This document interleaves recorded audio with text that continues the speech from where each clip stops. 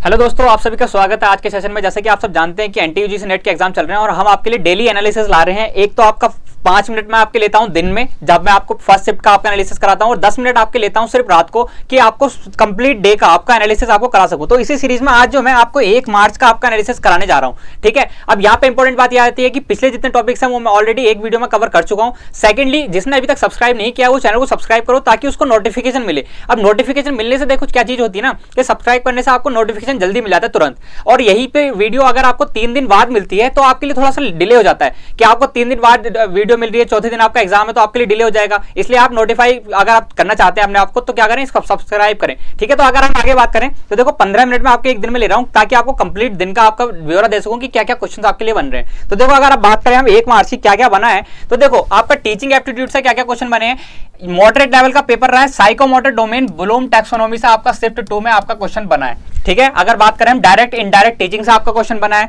Important topic है। Level of teaching आपका पूछा जा रहा है, अभी तक जितनी भी आपके शिफ्ट हुई है सब में लगभग धीरे धीरे आपके हर दूसरी शिफ्ट में आपका इसका क्वेश्चन बन रहा है। फिर अगर बात करें लर्नर सेंटर्ड, यहाँ पे मेथड ऑफ टीचिंग यहाँ पे आ चुका है। टीचर सेंटर्ड यहाँ पे एक और आपका टॉपिक होता है जो आपका बनता है, टीचर सेंटर से भी आपको पढ़ना है, लर्नर सेंटर आपको पढ़ना है। फिर अगर बात करें मॉडल ऑफ टीचिंग से आपका क्या है, मैचिंग का क्वेश्चन बना था शिफ्ट 1 में, ठीक है ना। और वहीं पे अगर बात करें स्वयं प्रभा इनिशिएटेड बाय होम, ये आपसे पूछा गया था, तो किसने किया था, एमएचआरडी ने किया था, जो आप क्या है, मिनिस्ट्री ऑफ एजुकेशन है, ठीक है। फिर अगर बात करें लर्नर्स कैरेक्टरिस्टिक्स, ये भी आपके लिए क्या है, इंपॉर्टेंट है कि आपके एग्जाम में बार बार पूछे जा रहे हैं। जितने भी आपके एग्जाम हुए 21 को हुआ था तब भी शिफ्ट 1 में पूछा था, 23 को आपको शिफ्ट 2 और शिफ्ट 1 दोनों में इससे क्वेश्चन बन चुका है, ठीक है। अगर हम आगे बात करें किसकी, रिसर्च की, तो रिसर्च से भी कोई नया क्वेश्चन देखने को नहीं मिला है, सेम मिले। देखो स्पार्क की फुल फॉर्म आपको देखने को मिली है। स्पार्क की फुल फॉर्म क्या होती है, scheme for promotion of academic and research collaboration. याद रखेंगे, ध्यान इंपॉर्टेंट है, आगे वाले एग्जाम के लिए भी आपके लिए इंपॉर्टेंट है, इसको मार्क कर लेंगे, ठीक है। और बात करें आगे आपका क्या है, research methodology, already repeated topic है, इससे आप पढ़ चुके हैं और इसको और स्ट्रॉन्ग कर लीजिएगा, आप पढ़ लीजिएगा इसको दोबारा से।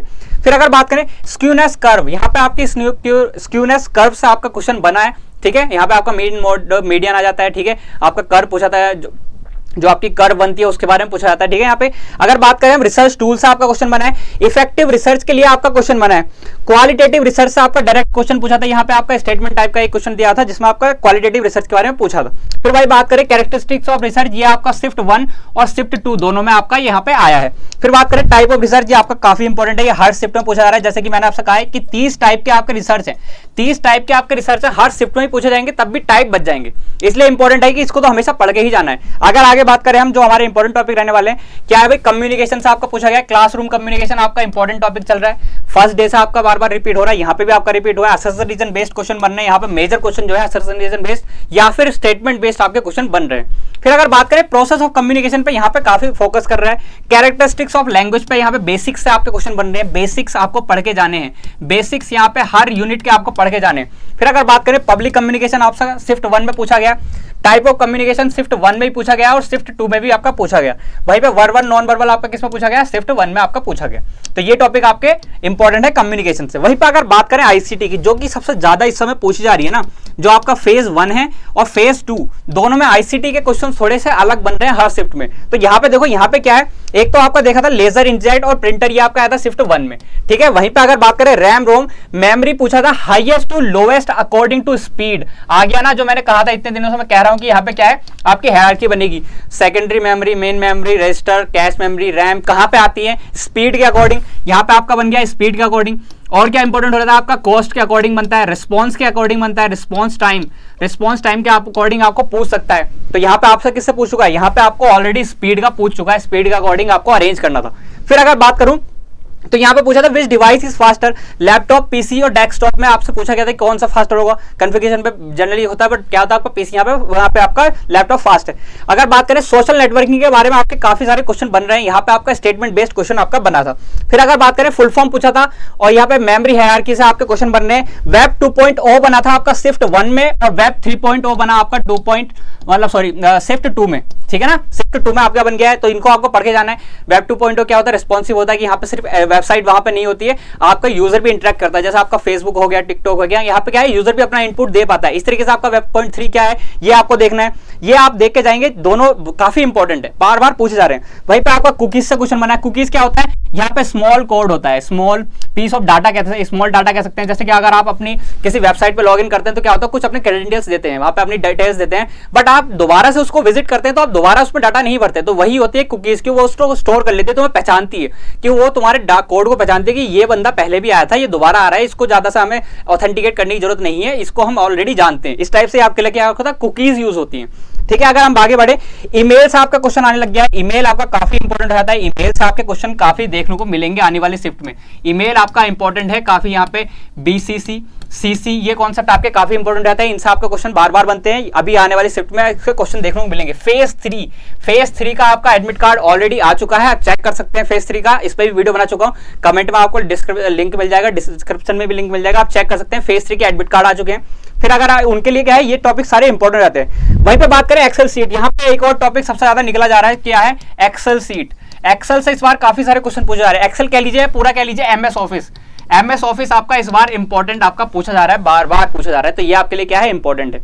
फिर अगर आगे बात करूं, क्या है, देखो वेब की फुल फॉर्म पूछी गई थी, ये आपका शिफ्ट 1 का क्वेश्चन है, मैं ऑलरेडी डिस्कस कर चुका हूं। Web form audio file format आपका होता है WAV की फुल फॉर्म। ठीक है, अगर नीचे लिखो तो नीचे क्या है, नीचे मेरे दो छिप गए हैं, जो है क्या है, एक तो है हमारा LED light emitting diode, type of display type के हो सकते हैं। फिर अगर बात करें दूसरा होता है LCD यानी कि लिक्विड क्रिस्टल डिस्प्ले, याद रखेंगे दोनों मैंने यहाँ पे लिखा है, 50 आपको मिल जाती है। मैं आपको टेलीग्राम पे, आपको चैनल है टेलीग्राम पे शेयर कर देता हूँ, बाकी आपके सोशल मीडिया पे ये ऑलरेडी शेयर हो रहे हैं। ठीक है, सारी PDF।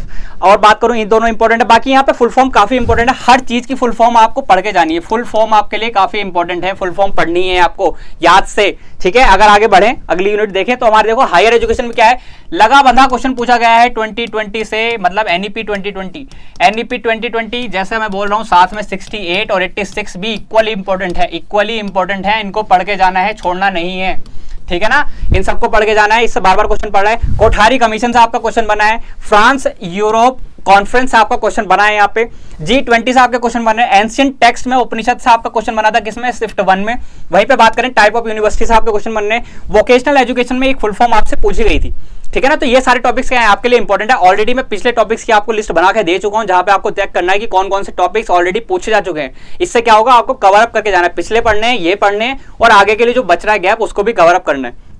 वहीं पे अगर बात करूं एनवायरमेंट और हायर एजुकेशन, इस बार क्या है कि काफी ज्यादा पूछे गए हैं, तो इनके टॉपिक काफी इंपॉर्टेंट हो रहे हैं और काफी ज्यादा भी हो रहे हैं। साथ में ICT और कम्युनिकेशन के टॉपिक काफी ज्यादा पूछे गए हैं। अगर बात करें यहाँ पे ऑक्सीजन डिमांड से आपका क्वेश्चन बना था, UN goals related to CO2, carbon dioxide से यहाँ पे आपका क्वेश्चन बना है। कार्बन डाइऑक्साइड आपके लिए इंपॉर्टेंट हो जाता है। ठीक है, इसका एमिशन इंपॉर्टेंट हो जाता है कि कितना हमें अलाउड है, कितना हम ओवर जा रहे हैं, ये सब हमें इसमें देखना होता है। फिर अगर बात करूं किसकी, ओजोन से आपका हमेशा इंपॉर्टेंट बनता है। ओजोन से आपका रिलेट जब भी हो जाता है तो आपका यहाँ पे मॉन्ट्रियल प्रोटोकॉल भी आ जाती है, मॉन्ट्रियल प्रोटोकॉल के सारे फीचर्स आ जाते हैं। फिर यहाँ पे ओजोन का सिंपली क्वेश्चन भी पूछता है, ओजोन की थिकनेस भी आपसे पूछी जा चुकी है। फिर अगर बात करूं क्या है, डिसीज आपसे पूछा जा रहा है। टाइप ऑफ वेस्टेज आपके लिए इंपॉर्टेंट है, टाइप ऑफ वेस्टेज आपका ऑलरेडी सिलेबस में पॉइंट दे रखा है, तो ये काफी इंपॉर्टेंट है, इससे आपके क्वेश्चन बनते हैं। यहाँ पे आपका डायरेक्ट क्वेश्चन आपका वेस्टेज से बना है। फिर अगर बात करूं क्या, एटमॉस्फेरिक हेज से आपका शिफ्ट 1 में क्वेश्चन बन चुका है।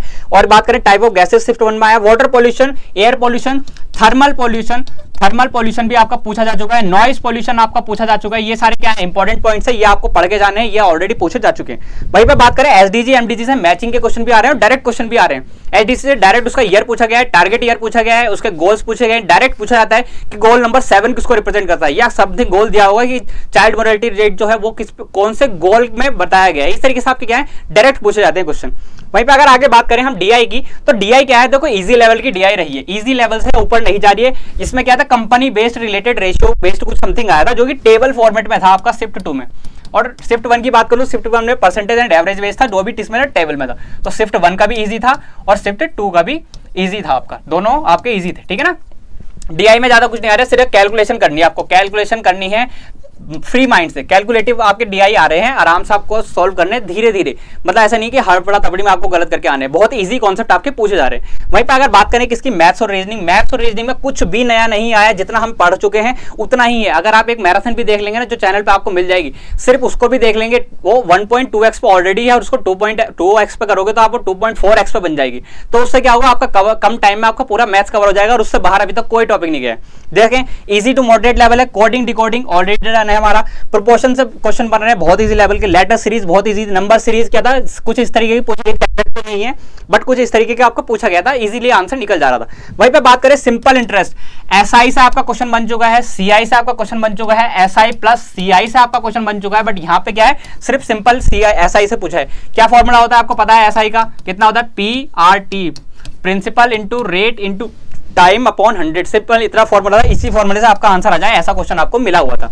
फिर अगर बात करें टाइम एंड डिस्टेंस, हम ऑलरेडी कवर कर चुके हैं time and distance, simple formula था, शायद कन्वर्जन का था कि कुछ आपको कन्वर्ट करना था किलोमीटर से मीटर पर सेकंड, इस टाइप से आपको क्वेश्चन पूछा गया था, ठीक है ना। तो ये देखो मैथ्स बहुत ईजी आ रही है, मैथ्स में कोई दिक्कत नहीं है आपकी। लॉजिकल रीजनिंग मॉडरेट लेवल की रही है। फिर अगर बात करें फैलेसी, आपकी एवरी शिफ्ट, इसको कहना गलत नहीं होगा कि एवरी शिफ्ट में आपका एक ना एक फैलेसी पूछी जा रही है, फॉर्मल इनफॉर्मल कुछ भी पूछा जा रहा है। अगर इन दोनों में से आ रही है तो ठीक है, नहीं आ रही है तो किससे आ रही है आपकी, जो आपके 5 होते हैं ना, किसमें, इंडियन लॉजिक में। इंडियन लॉजिक आपका इंपॉर्टेंट प्ले कर देता है यहाँ पे, क्या यहाँ पे इंडियन लॉजिक से भी फैलेसी आपकी पूछी जा रही है। बात करें बुद्धिज्म से डायरेक्ट क्वेश्चन था, स्क्वायर ऑफ अपोजिशन आपका काफी इंपॉर्टेंट रहता है, जैसा कि मैं बात कर रहा हूँ AEIO, सिंपल इससे भी क्वेश्चन आपका बन चुका है। अगर इसी में बात करें किससे, इसमें क्या होता है, कौन सा इसमें कॉन्ट्रेरी होता है, ठीक है ना, कौन सा इसमें सब कॉन्ट्रेरी होता है, कौन सा सब अल्टरेशन होता है, अल्टरेशन, ठीक है ना, और कौन सा इसमें कॉन्ट्राडिक्टरी होता है। तो ये इससे क्या है आपके क्वेश्चन आपके ऑलरेडी बन रहे हैं, जैसे मैंने डायरेक्ट यहाँ पे बताने की कोशिश करी है थोड़ा थोड़ा। यहाँ पे क्या है, इससे डायरेक्ट क्वेश्चन पूछ रहे हैं कि कौन सा रिलेशन किसके बीच में होता है, कॉन्ट्राडिक्टरी किसके बीच में होता है, सब कॉन्ट्रेरी किसके बीच में होता है, ठीक है, या पर्टिकुलर किसको बोलते हैं, या इसको अफर्मेटिव किसको बोलते हैं। इस तरीके से आपके डायरेक्ट क्वेश्चन यहाँ से बन रहे हैं, ठीक है। और फिर अगर बात करें हम आरसी, सबसे ईजी लैंग्वेज और इसी टॉपिक जो हमारा आ रहा है ना पेपर 1 में, DI और RC ही आ रहे हैं। यहाँ पे ईजी लेवल का आरसी था, ये आपका शिफ्ट 1 का टॉपिक है जो आपका चाइल्ड डेवलपमेंट एंड बिहेवियर पर था। बाकी डायरेक्ट क्वेश्चन पूछे गए हैं इसमें भी, शिफ्ट 2 में भी कोई ऐसा नया क्वेश्चन यहाँ पे नहीं पूछा गया। तो देख सकते हैं आप ये वाले टॉपिक्स, जितने टॉपिक्स मैंने आपको बताए हैं, ये सारे टॉपिक्स आपके इंपॉर्टेंट हैं। यही सारे टॉपिक्स आपके क्या हैं, यही सारे टॉपिक्स आपके पूछे गए हैं अभी तक 1 मार्च तक। अब देखो 2 मार्च को है, 3 मार्च को आपका फेज 2, फिर 2 मार्च तक, फिर आपका क्या है 3 मार्च से आपका ऑलरेडी चालू होने वाला है फेज 3, 3 मार्च से 6 मार्च तक है। फेज 4 की अभी कोई जानकारी है नहीं, बट जैसे ही फेज 3 चालू होगा आपको फेज 4 का भी पता चल जाएगा। जैसे सबसे पहले क्या होता है, एग्जाम डेट शीट आती है, उसके साथ सिटी आती है, फिर आपका जैसे ही फेज चालू होता है दूसरा, जैसे अगर 2 है 3 चालू होगा तो आपको 4 की डिटेल्स मिल जाती है।